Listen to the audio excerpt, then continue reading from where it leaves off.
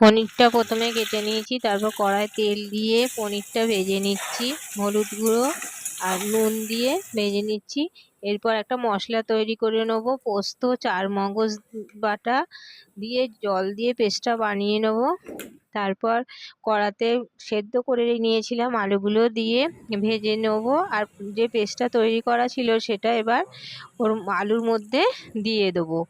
আর এবারে জিরে গুঁড়ো, লাল লঙ্কার গুঁড়ো আর লবণ, পরিমাণ মতো লবণ, চিনিটা স্কিপ করা হয়ে গেছে।